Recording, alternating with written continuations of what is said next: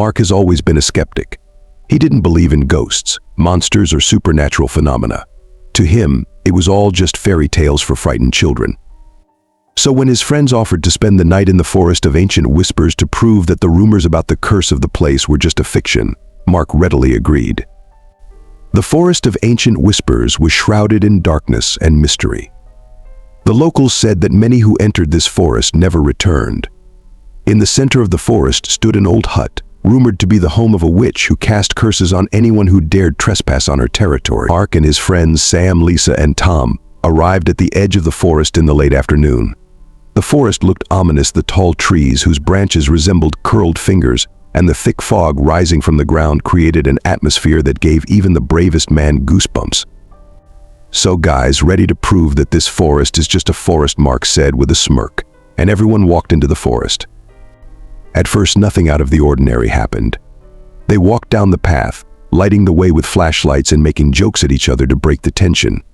But the deeper they went, the darker things became. Whispers.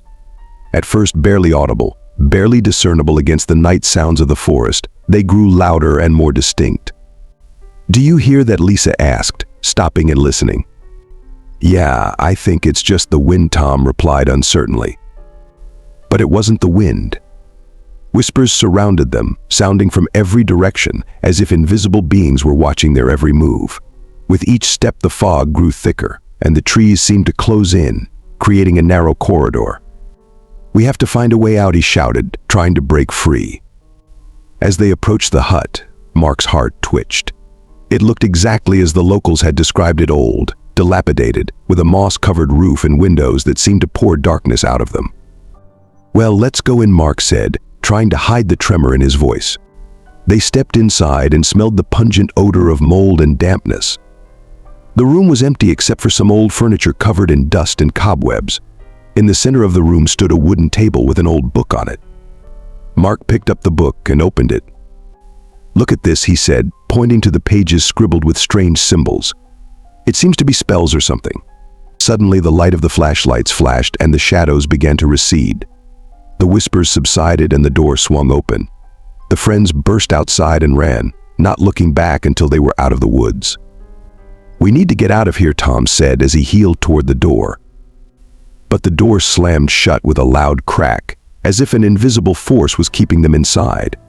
The shadows began to thicken, taking on human shapes. They surrounded the friends, and cold fear gripped their hearts. "Who are you?" Lisa shouted, but only sinister laughter sounded in response. Mark felt something grab his shoulder. He turned around and saw a creature in front of him with empty eyes and grinning teeth.